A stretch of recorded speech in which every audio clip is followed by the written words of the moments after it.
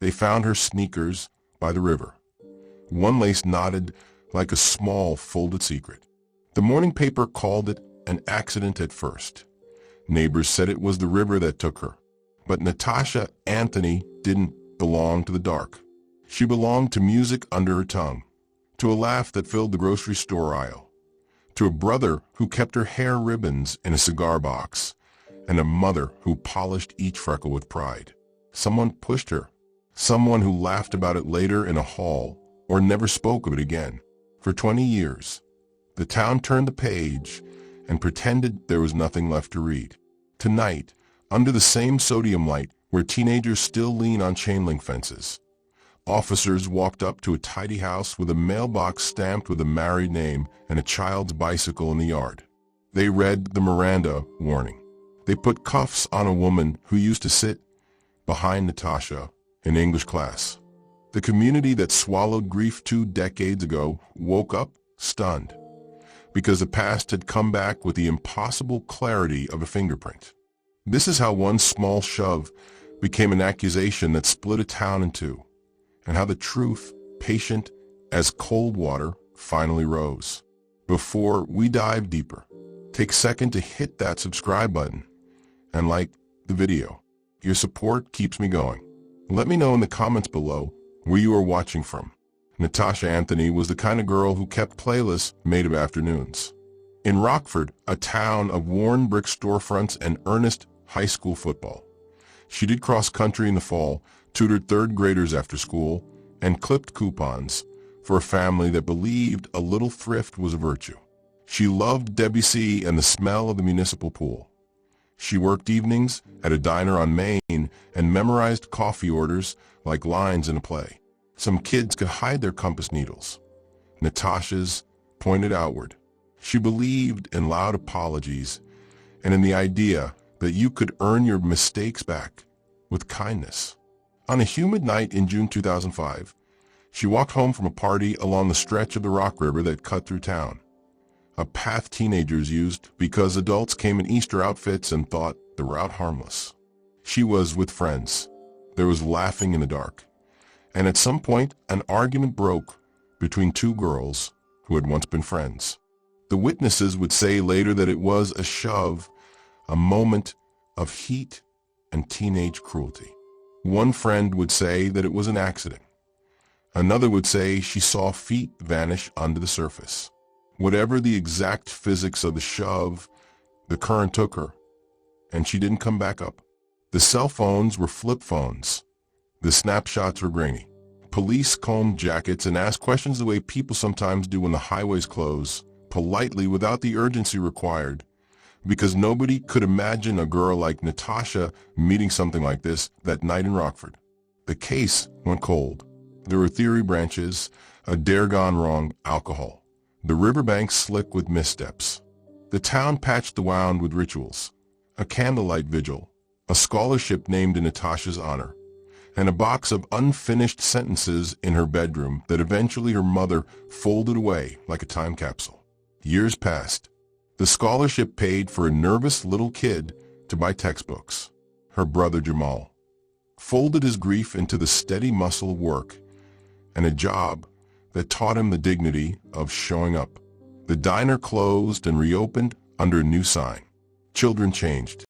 People moved. The investigation slid into a different chapter. Notes in a file cabinet. A photo with someone else's face blurred by the necessity of forgetting. But grief doesn't obey bureaucracy. It sits in the margins of people's lives and finds new ways to demand attention. For Natasha's family, it was the small things that never stopped asking for answers. The way her mother still set an extra plate for her daughter who would never come home for Sunday dinner. The birthday candles she never blew out. The voicemail that played her laugh on loop, all tiny. Insistent evidence that someone was missing not because she'd left, but because someone had been taken. Detective Lena Morales inherited the file in 2023 when the county reopened a string of cold cases. Lena was not a woman of melodrama. She preferred evidence rooms to television, late-night coffees to interviews. She had become a detective because small injustices made her restless, a trait she called, without irony, a career choice. The Natasha case was a gumshoe puzzle. Witness notes browned at the edges, a statement from a teenager who claimed to have seen a silhouette, a hastily taken police photograph of a shoe by the riverbank with a scuff that, in every telling, looked like it belonged to some ordinary life. What pushed Lena past the rote was the meticulousness of the original detective, a methodical man named Harold Pike, whose handwriting was a map of persistence. Pike's notes were more than paperwork. They were love. He had written observations, an inventory of who was where on the night, small notations about a girl named Maya Collins, who had once been Natasha's classmate. Maya's name stopped Lena then. A casual mention in an interview, a throwaway explanation about a fight. Maya on paper seemed peripheral, but there was a peculiar repetition in the old accounts. The same anger remembered differently, the same laugh recalled as cruel by some, absent by others, the same jacket that someone said she took off in a scuffle. Lena ordered what the original team had not: careful re-examination of the river evidence, the shoes, the clothing left on shore. Advances in forensic science had done what secrets sometimes cannot: given old objects new voices. The lab found traces of fabric that had not been fully analyzed before, a smear of a hair strand, microscopic skin cells baked into a seam. It's the language of cold case breakthroughs, tiny, patient things that a modern machine could coax into meaning. They matched the DNA to a bank of profiles. No easy match popped up. Lena looked elsewhere. Social media posts from that era. MySpace messages preserved by a teenager who'd obsessively archived pages. A digital breadcrumb trail that teenagers in 2005 had left but forgotten. A private collage of photos, girls in backyard light. A caption that said, "Remember in dash," and then a cutoff. In the footnotes of a long-forgotten online conversation, Lena found a sentence that had been dismissed decades earlier. "I told her to go away." The line, anonymous then, looked heavier under the microscope of a modern investigation. They brought in people to re-interview. The students who had been with Natasha. The adults who thought time had softened wounds. Re-asking the same question 20 years later changes the answers. Memories calcify, but so do consciences.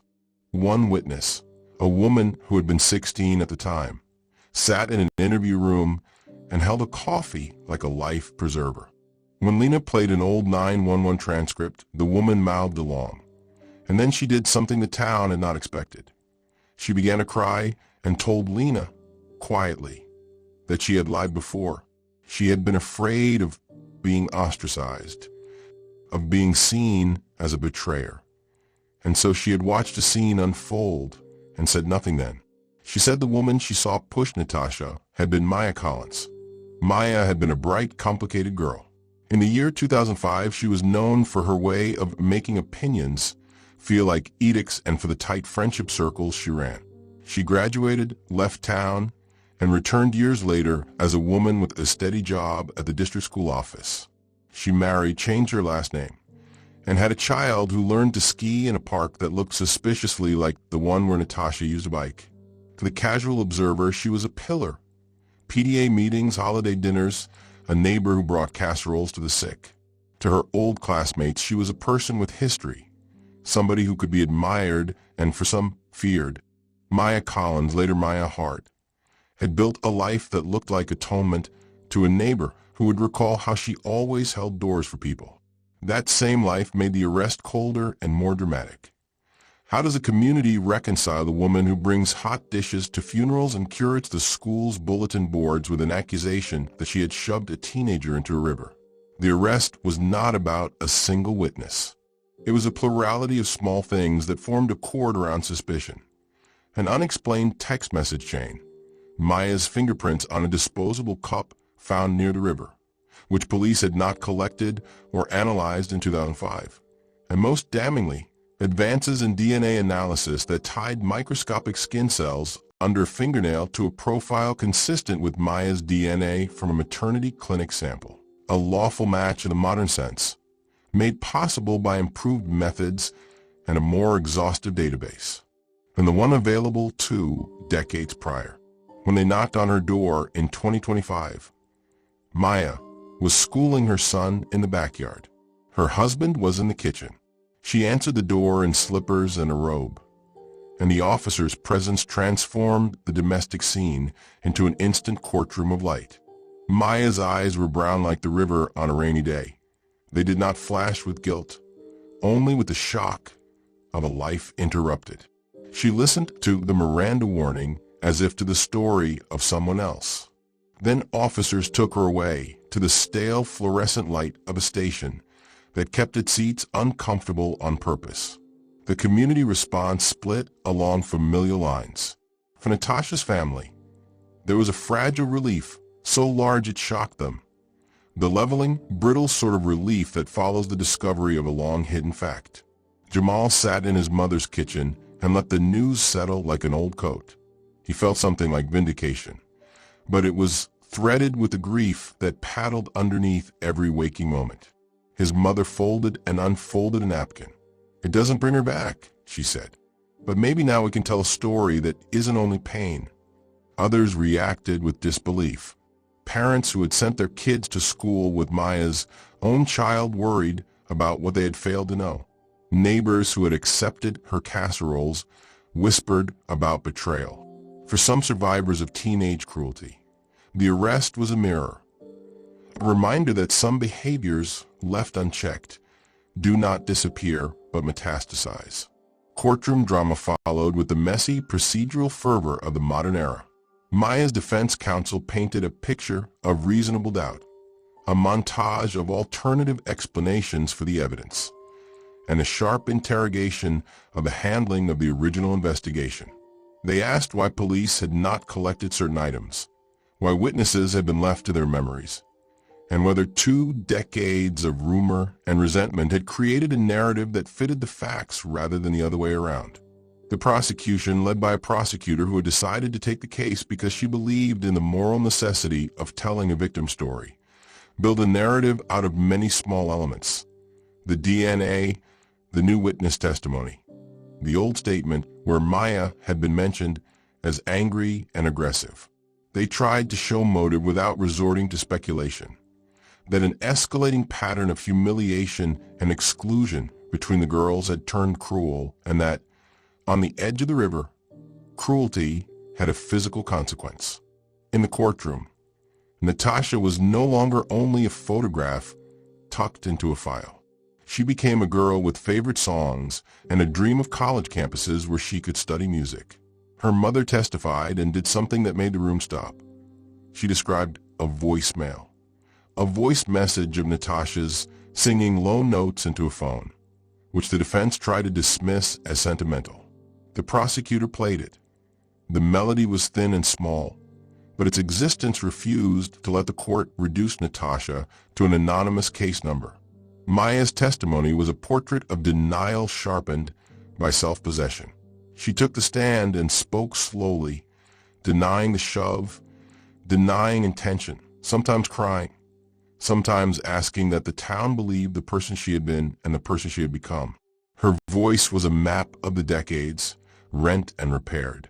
She spoke about how fear of losing her own child, fear of losing community standing, had made the events of that night both harder to recall and harder to confess. The defense pleaded for context. Young people do reckless things.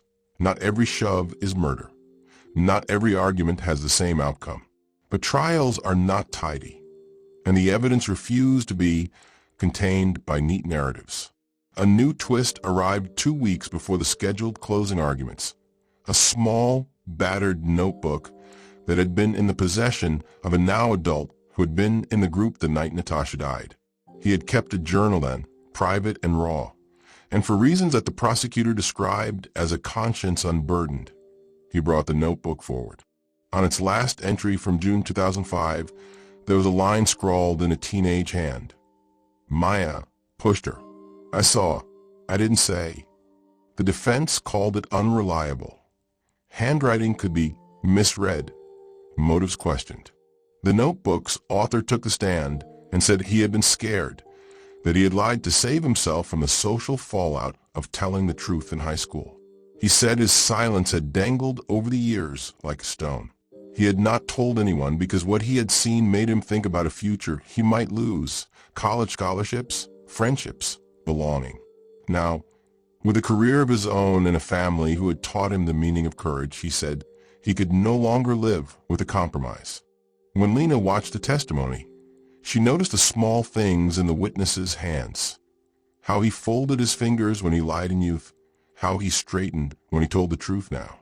She had been following this case the way some people watch a single knot in a rope, not expecting it to be the only place the rope would hold, but knowing its integrity mattered. After the notebook and the testimony, everyone felt the lines of the story tighten. For a community used to burying its hard moments, the trial was a forced excavation. People queued to speak to the press. Old flames of teenage drama rekindled like dry twigs in the hands of a reporter. Friends took sides. A memorial for Natasha that had once been simple became a protest of sorts, with candles and signs and a television truck parked near the church. Yet even as the trial neared its end, the sense of an ending remained unsettled. There are contradictions. A witness who had sworn Maya was the attacker. Another who said the shove came from an unknown silhouette in a hoodie. A surgeon's note about injuries inconsistent with certain angles. All the small mismatches that give defense counsel a foothold. The prosecution's case was strong in texture. DNA, the notebook, a fresh witness. But no physical evidence showed the precise mechanics of the shove. And then came the moment that would make the county's head spin. During a recess, Lena received a call from a lab tech who had been re-examining a piece of tissue from Natasha's coat that had been stored in a freezer since 2005. In 2005, pathologists had documented bruising and abrasions consistent with a forceful submersion, and they had swabbed and stored what little physical trace they could. In 2025, a tech named Aaron had used a new method to extract mitochondrial DNA sequences from degraded samples. Mitochondrial DNA is less specific than nuclear DNA. It cannot identify an individual uniquely, but it can exclude large swathes of the population and point toward maternal lineage. Aaron's machine produced a trace that matched several people in the old list of witnesses, but there was a mark, a sequence, that did not match Maya. It was not exculpatory. It was additional, like the sudden discovery of another chapter in a book you thought you had finished. The sequence suggested that another person's DNA had mingled on Natasha's coat in the minutes prior to her submersion. Lena felt the way forensic detectives often feel when a new path appears. Equal parts exhilaration and dread. If there was another contributor, there might be another story, one that implicated more than a single act of cruelty and suggested a concert of behavior. The prosecution's team convened in whispered circles. The defense, smelling opportunity, rejoiced privately. The family felt the new revelation like a renewed opening of the wound. Humans in towns like Rockford have a capacity to be heroic and small, to hold two contradictory feelings at once. Jamal felt relief that his sister was soon to be remembered in the full light of evidence, and he felt also a tremor of fear that the thing he had thought he knew might mutate into something stranger. The press began to write about possible additional actors, a phrase that landed like gravel in the mouths of neighbors. On the morning the jury would have been given its instructions, another discovery arrived at the prosecutor's desk in an unassuming envelope. No one in the office recognized the handwriting. Inside, pressed between two sheets of plain paper, was a photograph taken at a party in 2005. It was grainy, the kind of image MySpace cameras granted. A group of teenagers clustered near a pool, cigarette smoke blurred in the background, the flash catching a face half-turned. Natasha was there in the corner, laughing, hair wet. In front of her, a dark blur, someone in mid-motion, obscured the center of the frame.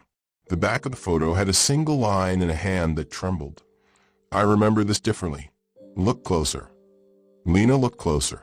At first, nothing seemed to leap at her. Only the old freeze of youth captured in pixels. Then she noticed the angle of a wrist, the way the blur suggested a body leaning, not toward Natasha, but away. The photograph did not contradict Maya's presence. It complicated the evening into a scene of multiple people moving, a choreography rather than a solitary shove. The envelope had come from an anonymous mailing address, but Lena tracked the postage and the return path in the quiet way detectives do, making lists and crossing them off. She found one clue. The envelope had been dropped at a rural post office outside of town, the kind with gold tacked to its sign. It suggested someone wanted to be sure the case would be reopened, but wanted to remain safe from public reckoning. The instinct to hide while telling the truth is human. Lena thought of the witness who had brought the notebook and the way his voice shook when he said, "I was young and cowardly, and I have lived with it." The prosecutor decided to delay the case. She moved for a continuance not because she feared the judge, but because she wanted to examine every angle without rushing justice. That decision fractured the town again. Some said it was stalling. Others said it was the careful work of a legal system that could not afford the cruelty of wrong answers. Weeks passed. In a cafe where small towns like to convene, people argued about whether a young girl's life could be solved by new machines and a notebook and a photograph. In a parking lot, teenagers argued about what teenage cruelty looked like and whether the two things were the same. At Natasha's mother's house, the phone rang too often. The county offered counseling to students. A recent graduate from the same high school organized a vigil, and the comments on a local paper story were full of righteous anger, snide defense, and the melancholy repetitions that come at people trying to arrange grief in paragraphs. Maya sat in a holding cell with a book, sometimes flipping pages without reading them. She called her mother, who visited and brought a casserole. And they did what mothers do, pretend in the rooms of their voices that nothing had changed. Maya's husband spent nights reading old photos, trying to find the version of the woman he'd married before the arrest. The child, too young to understand the specifics, asked where his mother had gone and wanted to know when she would come home to make pancakes. On an afternoon when the river ran low and bright, Lena stood on the same bank where Natasha had walked 2 decades earlier. She felt old, though she was not. She thought about how the river took evidence sometimes and returned at other times in the form of people, witnesses, who had been too small to act at the time and now were big enough to tell the truth. She realized the case had become more than a legal problem. It had become an anatomy of how communities behave when tragedy strikes. People choose shelter or admission. They band together or fall apart. Someone's silence for 20 years had turned into a note that altered the course of a life. The cliffhanger came the week the prosecution announced its new plan. They would add a second defendant. They had enough, not a smoking gun, nobody ever has one, but a multiplicity of evidence and a refusal to let the case close on a single person's shoulders. The additional defendant was not a name anyone expected. It was someone who had built their life in the county school system, someone who had been a chaperone and a coach, a person with records of commendations and a neighborly smile. The community recoiled. The prosecution brief, presented in a courtroom, said only that the investigation had discovered evidence suggesting that more than one person was involved in the events of June 2005. It stopped there. Natasha's mother folded her hands in the pew at church like a woman braced for weather. The press ran with the line, and then with a follow-up, "Arrest shocks community," the headline the town had seen before. But this time the shock cut in several directions. People who had once expected an ending now had a beginning they had not chosen. Lena sat in the back of the courtroom when officers came in with handcuffs again. The second person's face was turned away from the cameras. The arraignment was brief. No one in the room reached for the old simplicity of a single cause. No one was naive enough to think that justice in human matters was ever so clean. As they led the second defendant out, a woman stood in the corridor holding an envelope identical to the first. She called Lena over and, Voice small and urgent said, "I have one more thing. I thought I had forgiven. I thought time would make it right." She handed over a scrap of paper with a single sentence written in a teenage scrawl. It wasn't just a shove. The courthouse seemed to tilt. People exhaled and inhaled and exhaled again. Cameras clicked.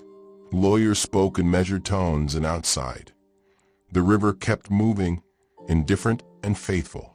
The case was no longer about proving one person's guilt. It had become a story about the choices people make when cruelty finds company, and about the way towns assemble and disassemble memory. For Natasha's family, it was both a cruelty and a grace. The knowledge that more truth might yet break open what they thought they knew, and the hope that the full story, however late, might finally let them lay their girl to rest with a name attached to the act, not just the absence. And in a small, quiet room, with the noon sun coming through a dusty window, Detective Lena Morales read the final line that had arrived with a new envelope. "If you want the whole truth, look at the names on the back of the photo. They spell out what we were afraid to say." She ran her fingers along the edge of the picture, where barely visible were faint pen marks. She bent and peered, squinting until the letters resolved. Her breath caught when she could make them out. Initials written in haste, a pattern like a heartbeat on a page. Outside the courthouse, someone started to chant Natasha's name. Inside, a judge called the court to order. The town watched and waited as an ordinary summer afternoon did the extraordinary thing of turning memory into evidence and evidence into new questions. The river kept its own time, and so the story ended, not with the neatness people desired, but with a door opening. There would be more testimony, more documents, more pain. There would be, perhaps, acquittals or convictions.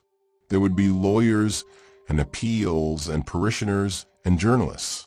There would be the slow work of a town learning to hold its past without flinching.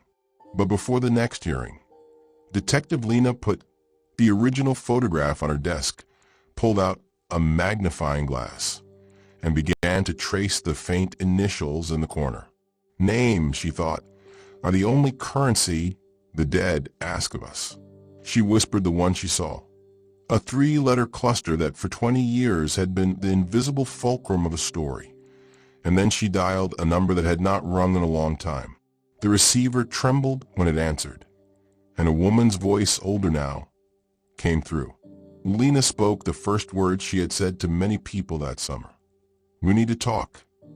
Lena listened to the line breathe before a woman's voice, roughened by age and sleep, answered. "Hello." Her fingers tightened on the receiver. The three faint letters she traced on the photograph, R-yes, tasted like a riddle. Lena had rehearsed what she might say 100 times, and none of it mattered now because the voice on the other end was real and older and full of a particular fatigue you hear in people who have done the same small, decisive thing for decades, kept it to themselves. "My name is Detective Lena Morales," she said. "I'm calling about Natasha Anthony." There was a long pause. Then the woman's voice moved through that pause like a key through a lock. "I thought it was too late," she said. "But after the other envelopes after the boy, with the notebook, I can't sleep. They make it loud in my head. Are you at the police?" "Yes," Lena said. "Can you come down to the station? We need to talk." When the woman arrived, she did not wear the careful modesty of someone who feared attention. She wore the quieter armor of someone who had labored under the weight of a secret so long it had become seam and bone. Her name tag, frayed and yellowed at the edges, read, Rachel Ellis, former school secretary. Her mouth closed like someone conserving air. Rachel sat across from Lena with her hands folded, like someone clasping a rosary. She smelled faintly of peppermint and the kind of lemon cleaner that still lives in certain drawers from other decades. "I mailed the photos," she said, unspooling her confession without dramatics. "I couldn't live with myself. I hoped somebody would look again. Once. That's all." "Why now?" Lena asked. "Because my granddaughter asked me who Natasha was Rachel said. She asked why there's a scholarship in her name at school. She asked me to tell the truth about the river. And I couldn't tell a lie to a child anymore. I thought if I put the things where people would find them, someone would do the rest. The rest, Lena wanted to say, had already begun to happen in ways Rachel could not have predicted. But Rachel's confession was not the full answer. She had been at the school office in 2005. She had been the one to file the initial statements that had, in some small ways, shaped the trajectory of the investigation. Her admission loosened a knot Lena had not known she'd been feeling at the base of her neck. That some of the evidence had been not merely misconstrued, but actively misdirected. "You were there the night of the party?" Lena asked. "Yes." Rachel's voice dropped to a whisper. "I was supposed to be at the PDA meeting. I left early because my son called. I walked past the river on the way home because I got off on Main. I heard them, girls, laughing. I thought it was silly teenagers.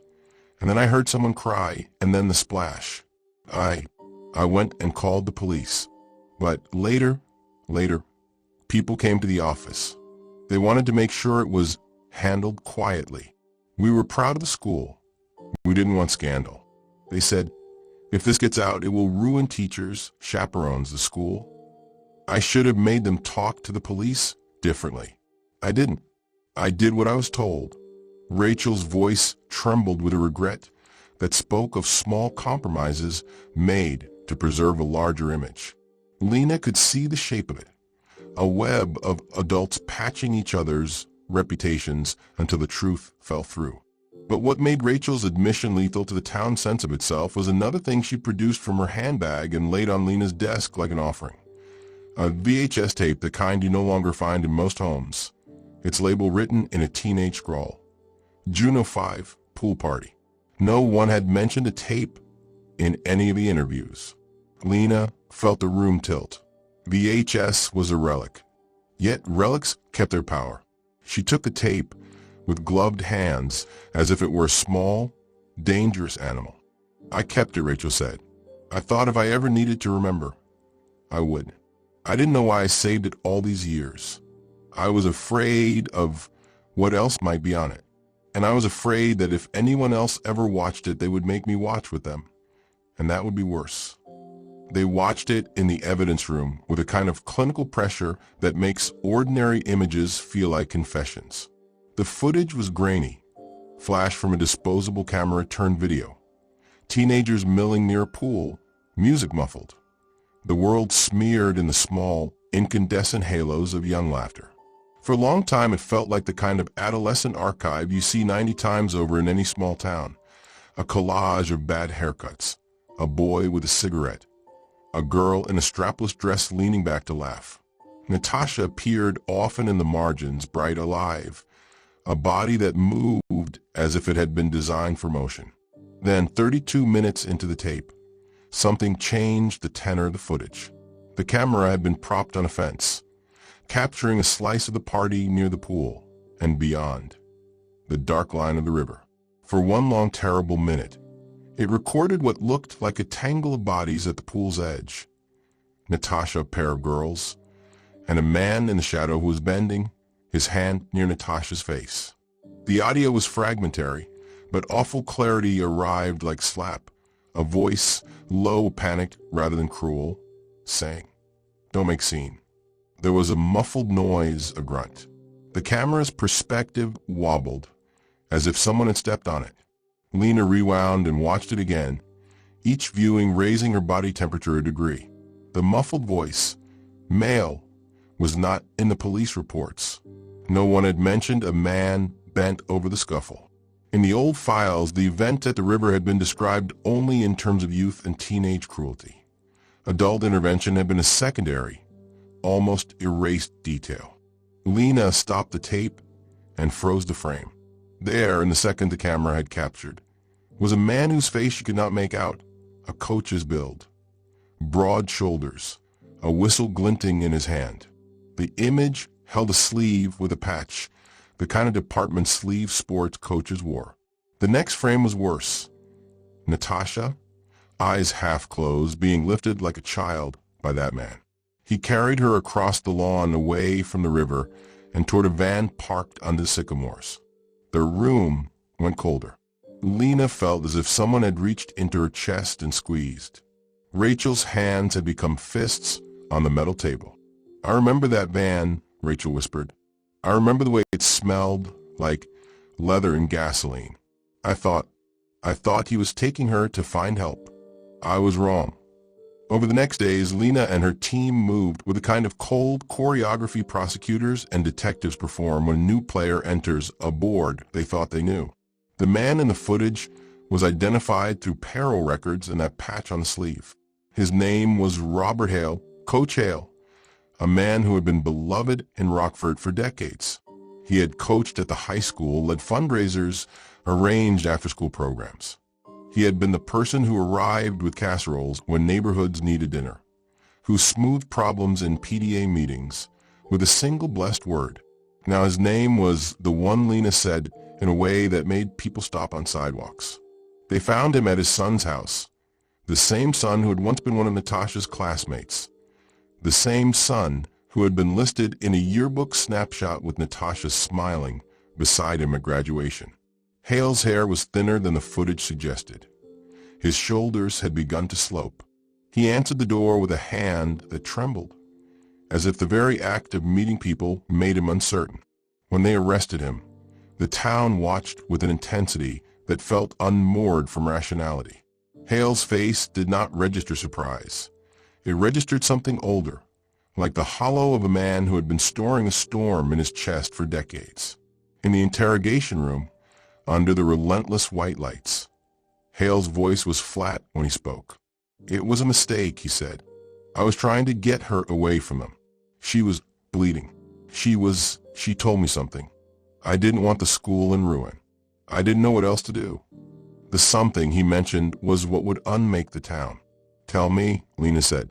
Hale closed his eyes and seemed to reach for a memory as if it were the last raft in a flood. "She told me she was pregnant," he said. "She whispered it to me because she thought I'd know what to do. She thought I'd help. I panicked. I panicked and I was selfish. I was afraid because if anyone knew about it, it would ruin people, careers, the school. With the others, we thought we could handle it. I carried her to my van because I thought I could move her away, and then she woke and she was so scared and He could not finish the sentence. The tape in Lena's hands replayed in the room like a verdict. Hale's confession was half the story and a kind of admission that hung like an oily film over the rest. The prosecution piece had always been that a shove had become a crime when the river took Natasha. This was different. An adult had intervened and then, by his own account, things had gone darker. Lena felt the edge settle into something harder. If Natasha had been pregnant, and if that pregnancy implicated someone in power, the town had a motive for silence beyond cowardice or the wish to protect reputations.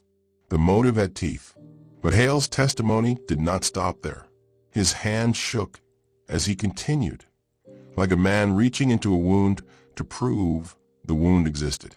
"I tried to make it look like an accident," he said.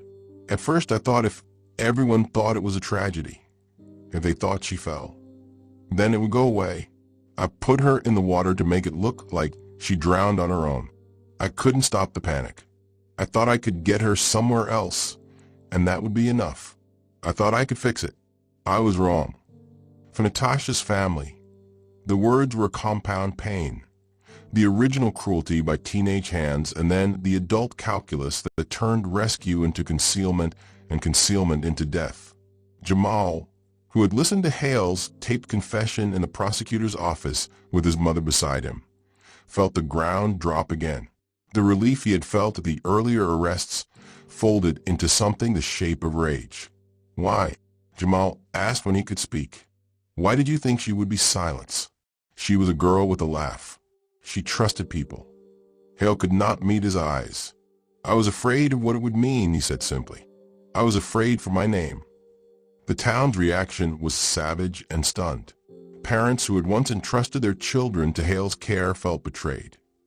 The PDA board convened emergency meetings that leaked into the press. The principal issued statements about safeguarding and lessons learned that read like a translation of grief into administrative language. Mason jars of outrage surfaced on social media as neighbors wrote and reposted and argued and grieved and accused. In a packed courtroom that smelled of old coffee and the nervous sweat of many bodies, the prosecution laid out its new narrative, a confluence of cruelty and cowardice. Teenage malice had created an opening in which an adult, a man entrusted to protect, made a choice that turned a shove into a verdict of death. The evidence, the footage, the old notebooks, the DNA, lined up in a way that made it impossible to pretend this was only the result of youthful cruelty. Maya Hart and the second defendant were still in the dock. The town's appetite for blame was insatiable. Everyone wanted a single headline that could hold their rage. But evidence had room for complexity, and the jury, made up of neighbors, cousins, and people who had once cheered for Coach Hale on Friday nights, had to reckon with something more unsettling. The deliberate communal decision to hide, to make an accident of a crime, to let a child remain unremembered except as a scholarship line in a yearbook.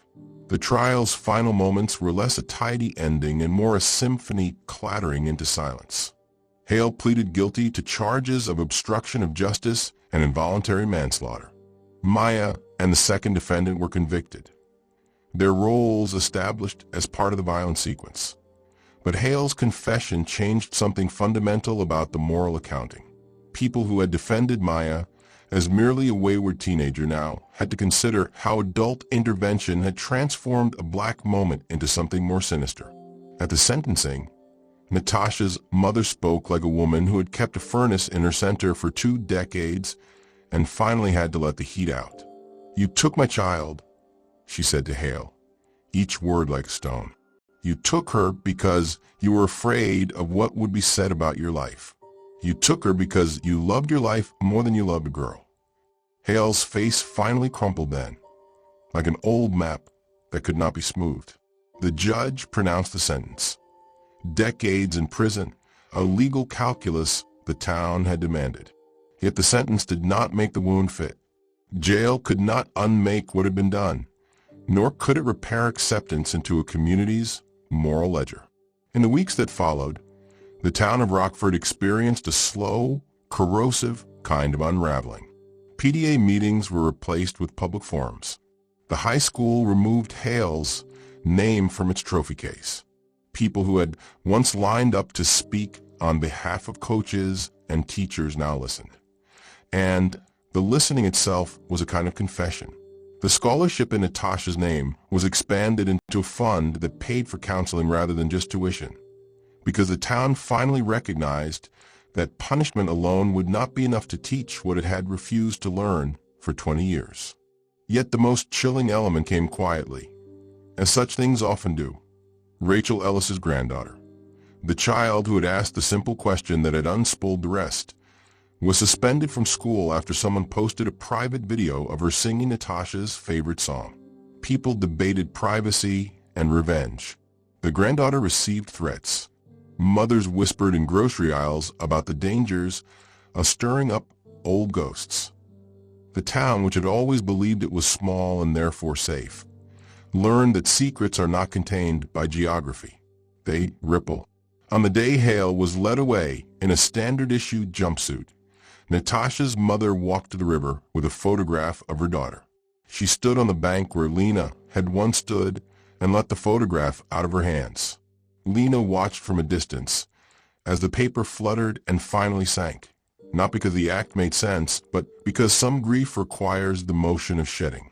Rockford would never again be the town that closed tightly at night and pretended its shadows were harmless. The trial had done more than punish. It had exposed a system of small courtesies given to the powerful and small cruelties tolerated in youth. For some, justice was a clear verdict. For others, justice felt provisional and partial, as if a chapter had closed but the book would never be whole again. The last image Lena carried with her, the one that returned when she could not sleep, was not a courtroom or the jail or the river. It was of Natasha laughing in the faded VHS footage, hair wet, the way her shoulders lifted like a hymn. Lena kept that image tucked into the part of herself that had become a detective because she believed that naming mattered. The city of Rockford remembered too, not simply the name Natasha Anthony, but the texture of a life that had been bright and brief and always luminous. And sometimes on slow nights when the river's current hummed its old and different song, people would stop and whisper. We might have let the worst slip away for a long time, but it returned with a force that finally, at last, made them look. The shock was not only that the town had sheltered guilt. The true shock lay in discovering that guilt had a way of sending its own signals down through time, small, impossible signals. A photograph secreted in an envelope, a tape hidden in a drawer, that eventually woke those who could no longer afford to sleep.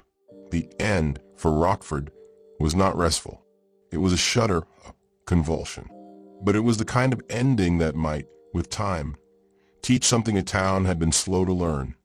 That silence is not neutral. That protecting reputations can become its own cruelty. And that sometimes the river brings back a truth you do not want and yet must have. Lena did not expect the ledger to be where she found it. It was the kind of thing people hid in plain sight. A cigar box tucked behind a row of rusting paint cans in Coach Hale's old garage, a place the man had used after retirement to tinker and to keep the trophies he no longer wanted to display. The box smelled of dust and oil and the faint, unmistakable tang of something like old money. Inside were envelopes, receipts, and a narrow, battered notebook that did not look like the others. Its cover was plain, the kind of clerk would buy in bulk. Only when Lena opened it did she understand why someone had hidden it in such a domesticated place. The notebook read like an accounting ledger and a map written by the same hand. Precise, quiet, and merciless. There were names, dates, locations. There were terse notations next to them. Paid, moved, quiet, checked. Some of the entries were school-related. Others were clinical, hotel booking numbers.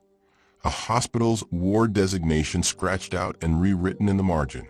Each line carried a small, mechanical cruelty. Lena read it twice, then called Jamal.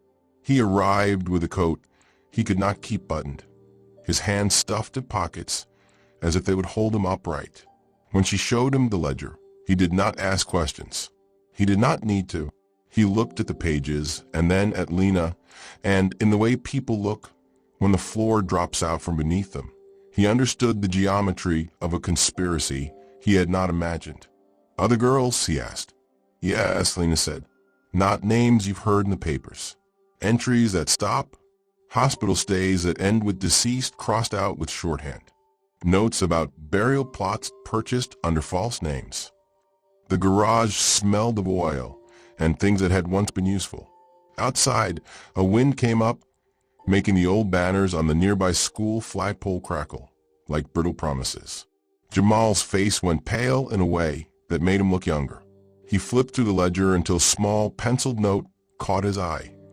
A set of coordinates, smudged but legible, and a date from the summer of 2004. His fingers, which had been steady when he'd folded his sister's laundry and held vigil, trembled as he called up the coordinates on a map app. They were not far. A stretch of county land, once slated for development, canceled when the economy soured. A place with half-grown saplings and a shallow marsh that the town called the Reed Lot. People walked dogs there on Sunday mornings and left beer cans behind at dusk. The names in the ledger had been small-town transactions wrapped in the sort of tedium that makes darker things possible. Lena and Jamal did not tell the press. They drove out at dusk with a team of 2 patrol officers and a county coroner who had been on Lena's payroll of quiet, competent allies since she took on the cold cases. They carried shovels of portable light and a sense of dread that is its own weather. The marsh sat low and still, a smear of black water and reeds. It reeked of old plant matter and the kind of damp heat that seems to slow speech. They found the first marker not by coordinates but by the geometry of grief. A single, rusted stake driven into the mud, ribbon tied to it long ago and now faded to the color of old teeth. Someone had intended to return. Somebody's ritual had been interrupted. The coroner set up a grid. Lena watched Jamal crouch and touch the stake the way one touches a graveyard cross. They dug. What came out was not a sight for cameras. The coroner moved with a procedural tenderness, the sort you learn when you know the dead are evidence and people. There were fragments of clothing turned to thread, a locket chain, children's hair ribbons knotted into clumps. On the third shovel, something that made Jamal's body go cold slid into the light. A small plastic charm, the kind girls in high school attached to backpacks, a yellow star engraved with the letter N. Jamal made a sound that was not a sob, so much as a cracking. He had kept Natasha's hair ribbons in a cigar box. He knew the way their colors went when light hit them.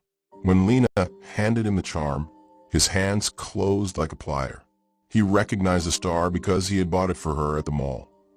He remembered her threading it onto a shoelace and looping it through a jacket zipper because she liked small things that sparkled. They continued.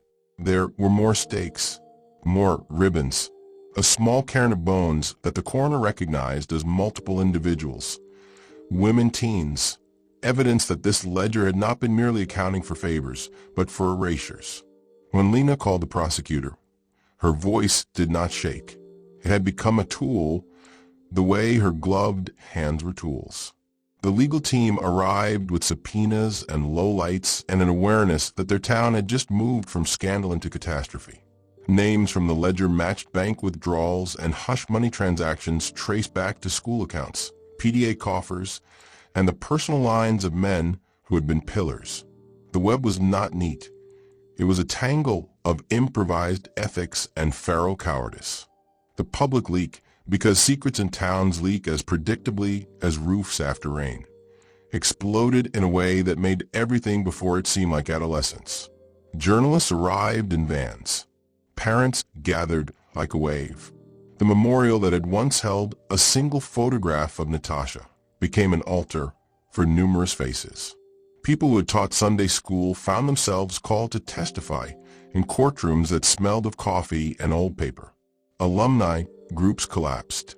Foundations that had been given in good faith moved quietly to rebrand. For Jamal, the ledger was an axis that turned his grief into something that felt like work.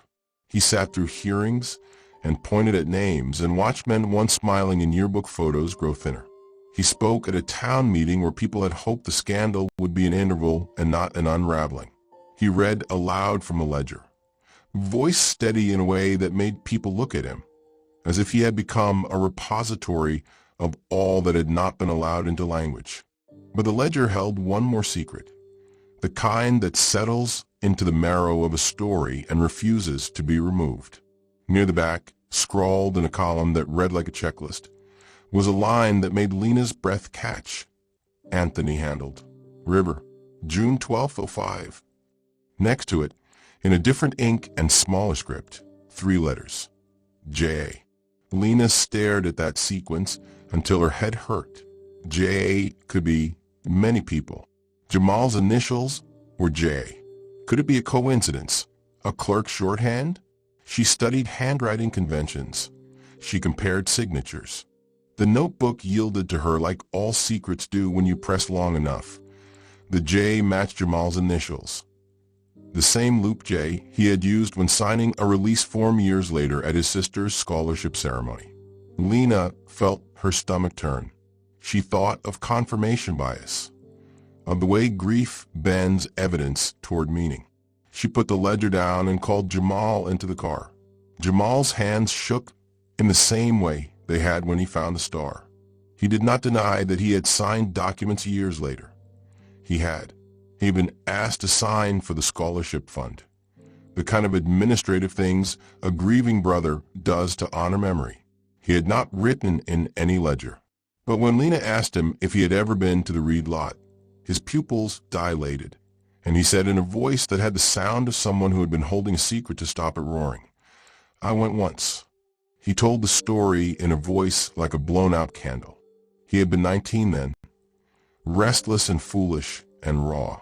He had followed a thread of rumors, whispered things at a party, a rumor that someone had been taken to a van. He had gone to the edge of the pool that night because he thought he could scare off someone who might hurt his sister. He had seen people cluster, men and some older women whispering. He had seen Hale move like a man trying to carry a body. He had not moved forward. He had been afraid not of being implicated, he said, but of what would happen to his family if he did not do what the town expected. Keep his mouth shut and let the adults manage it. Why would my initials be there, he asked. Lena did not have a quick answer. There were ways to co-opt forgiveness into ledger entries. There were ways to use initials as a talisman that said, "This one is done." It did not mean Jamal had driven the van. It meant he had been part of the human geometry of cowardice. The hidden truth that struck the town most mercilessly was not only that adults had erased girls, and that Hale had been one of the architects. It was that ordinary people, brothers, secretaries, neighbors, had been enlisted by fear, by social capital, by the wish to salvage a life that crime might destroy. The ledger's entries revealed a network of complicit omissions, not always criminal in syntax, but always lethal in outcome. It showed how small mercies colluded with the powerful, and how a town's good intentions could calcify into an apparatus for silence. The emotionally devastating end did not arrive as a single climactic courtroom scene. It arrived slowly like cold into bone. Children were pulled from teams. Names were scrubbed from dedication plaques. Natasha's mother, who had found a measure of peace when arrests first arrived, could not withstand the continued revelations.